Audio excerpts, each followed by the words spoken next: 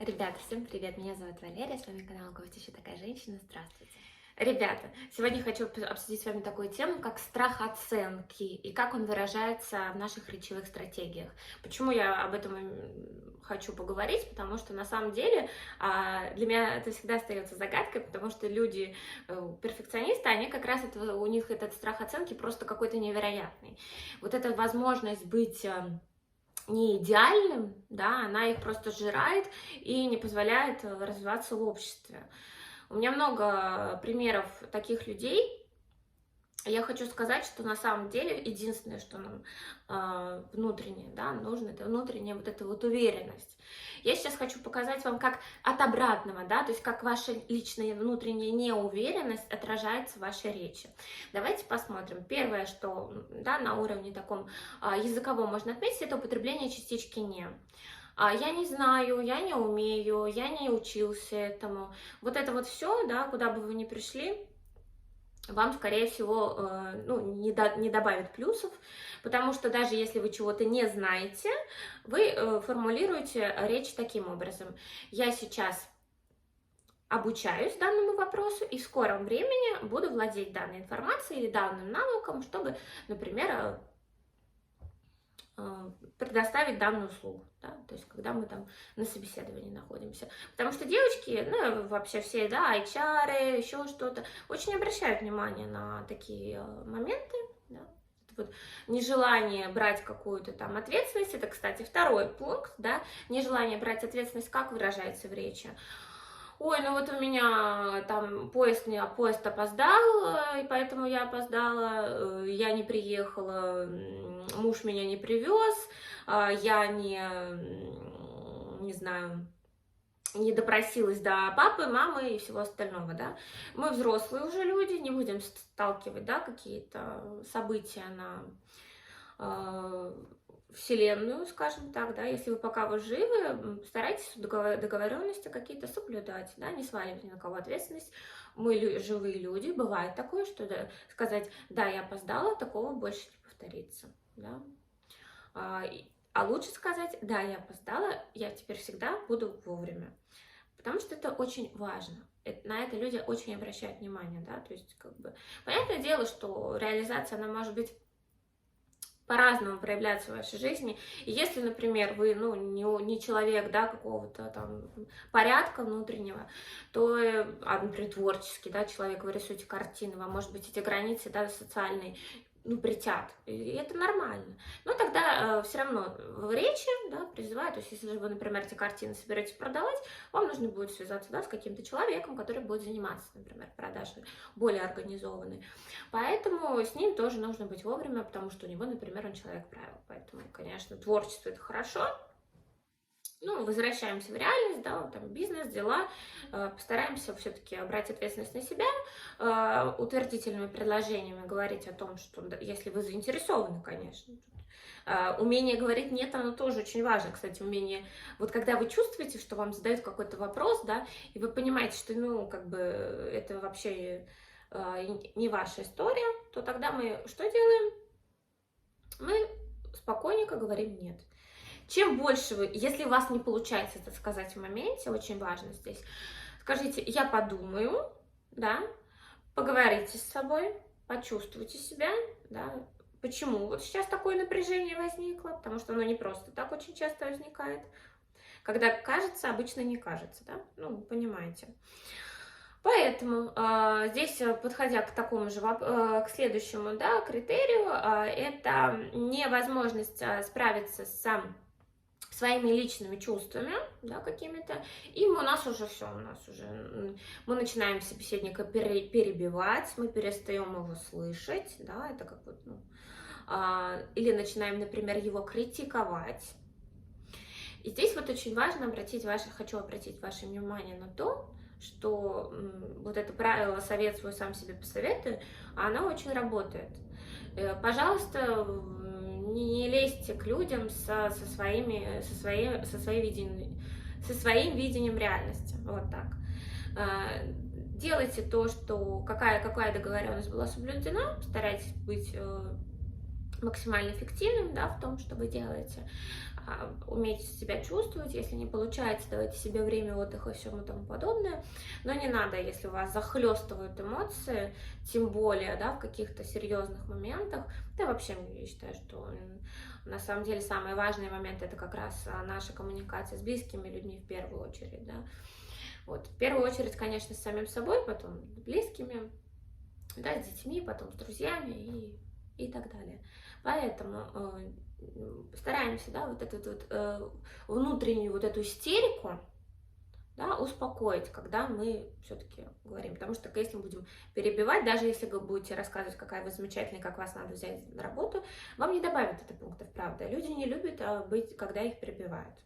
Это все, я думаю, знают, но если у вас есть это желание, если, например, человек говорит, а вы внутри отслеживаете, что у вас поднимается внутренняя, да, злость, агрессия, истерика на чужую какую-то речь, нужно поговорить со своими чувствами, что меня там вот вообще, да, взбесило. Мы потом подойдем к рекомендациям. Критики, да, то есть отсюда тоже вытекающий плавный другой пункт, да, это уже последний будем завершать, сегодня будет видео коротенькое.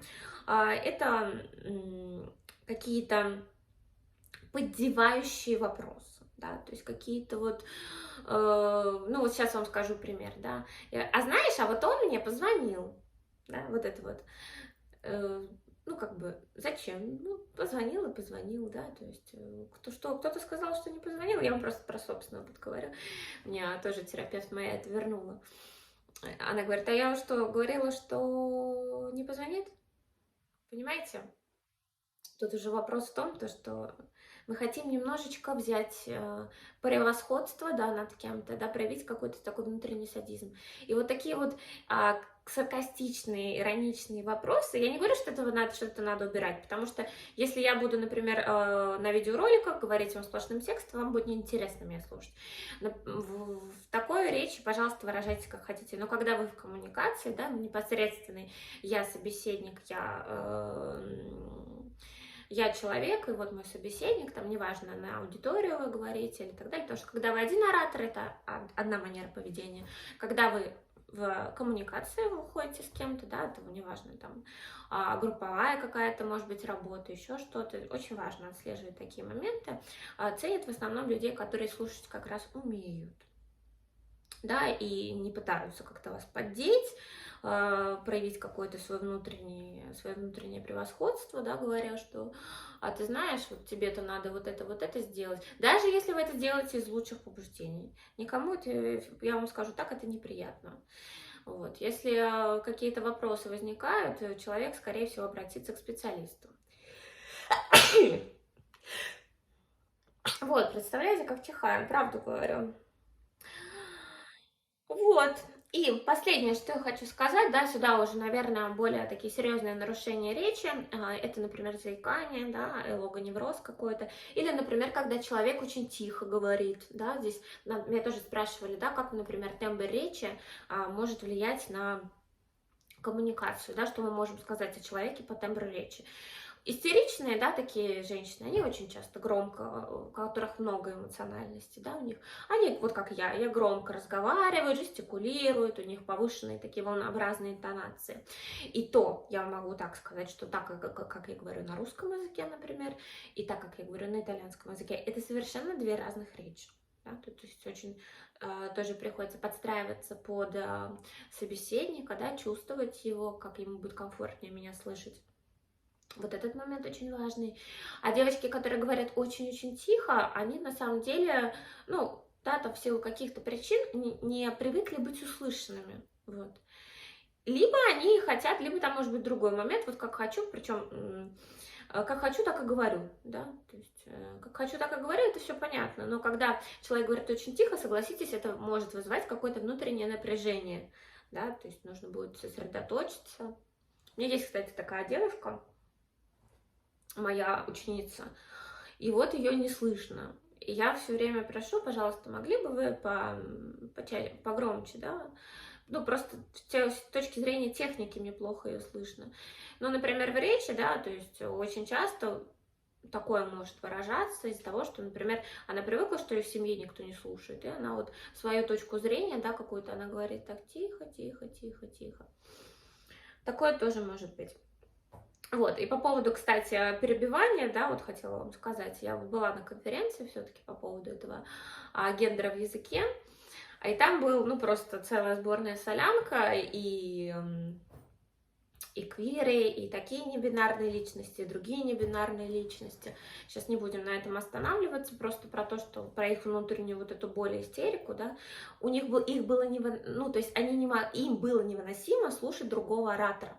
То есть, если кто-то еще с точки зрения воспитания у них сдерживался, но это было по некоторым, потому что итальянцы все-таки очень эмоциональные, да, такие, может быть, было видно, что они хотят сказать, но они молчат, все-таки проявляют этику. А какие-то вот небинарные личности, да, но они небинарные личности там тоже, то есть я сейчас не осуждаю, но я просто говорю про то, что если человек не может себя сам идентифицировать, очень часто это сопровождается какой-то внутренней истерикой, и поэтому, ну, я это в коммуникации, естественно, увидела. Невозможность слушать других, непринимание, да, там какой-то другой позиции, отличной от твоей, хотя это почему, да? Зачем нам надо, чтобы у человека была такая же позиция, как у нас? Вот на это надо обратить внимание, да? Как справляться вообще с вот этими проблемами? Ну, по поводу того, что не употреблять частичку «не», все-таки отслеживать, когда мы хотим там дать кому-то совет, как-то кого-то в чем-то упрекнуть, как-то превозвыситься, не надо, да, если человеку захочется там какой-то своей цели достигнуть, скорее всего, он там пойдет к коучингу, к психологу, к какому-либо специалисту, в который, в общем, в какой области он захотел бы развиваться. Вот, поэтому очень важно вот это все убрать, и сменить я не могу, я не знаю, на я хочу, я сделаю, я заинтересована в, да, вот на такие моменты. Убрать вот это вечное я, да, но, да, то есть но вот это, да, отрицательное, да. Убираем слова, пожалуйста, с негативной коннотацией, то есть любые оправдания, любые жалобы, вот эти жалобы, эти чувства, это очень важно. Куда мы это несем? Мы либо это несем в терапию, либо мы это, если вы не хотите идти в терапию, вам это не нужно, неважно, вы несете это в свой дневник чувств и отслеживаете. Пишите каждую ситуацию, которая как-то вас вот так вот в сон, неважно, все несете в дневник чувств. Это вам будет очень помогать в жизни, правда. Как только вы начнете это отслеживать, коммуникации будут совсем по-другому с другими людьми выстраиваться. Вот. А если что-то совсем не хочется, да, если у вас не получается, не надо оправдываться за то, что у вас не получается. Просто говорите, что вот, к сожалению, не могу вам помочь, да, там, умеете отказывать уже четко, про это говорить, и если не получается, вы просто эту ситуацию отпускаете, да, уходите там, где нам не нравится. Не надо никого посылать, не надо пытаться кого-то унизить, да, зачем это нужно. Это не поможет вам в продвижении, я вас уверяю. По большому опыту работы с людьми это вам не поможет. Поможет всегда попытаться успокоиться, настроить внутренний ключик и понять, что человек может быть, ну, как в нашем понимании, да, не совсем приятный, только лишь по той причине, потому что внутри его такая, ну, буря, сгусток эмоций, которые не позволяют ему вести счастливую жизнь. Вот правда, поверьте мне. Люди бывают не очень приятные в коммуникации исключительно лишь по той причине, то, что они не умеют справляться со своими чувствами. Я говорю это вот про себя. Но у меня как-то вот с коммуникациями, наверное, все-таки с налаживанием связи у меня дар, все-таки, не знаю, там, может быть, мой знак зодиака, да, это позволяет мне делать, может быть, воспитание тоже, это важно. Но внутреннее вот это вот чувство, да, когда мы не можем, мы вот так вот, нам человек говорит, что там мы его уже не слышим, мы думаем, что у нас там, что мы хотим это все выдать. Отследите это, пожалуйста.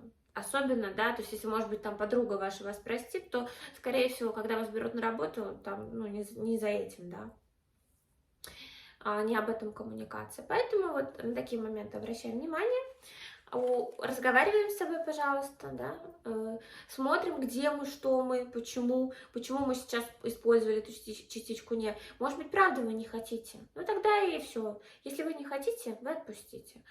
А если вы хотите, то тогда попытайтесь создать ту коммуникацию, которая поможет вам быть успешной в том деле или успешным в том деле, которое вы запланировали. Я желаю вам приятной коммуникации. Если вам нужна помощь с вашими личными речевыми стратегиями, неважно, ведете ли вы блог, работаете ли вы с персоналом, любая вообще коммуникация — это моя специальность, поэтому, если что, я жду вас на своей консультации. Подписывайтесь, пожалуйста, на мой телеграм-канал, там будет все больше про любовь, про романтические отношения, здесь будет больше моя профессиональная деятельность. Хотя я вам так могу сказать, что это все очень-очень-очень смежно. Да, это очень смежно, это очень интегративно. Вот. Все знания, которые я получаю, я делюсь с вами. Вот. И мне очень хочется быть полезной. Пишите, пожалуйста, свои комментарии. Я всех целую, обнимаю. Приятной недели.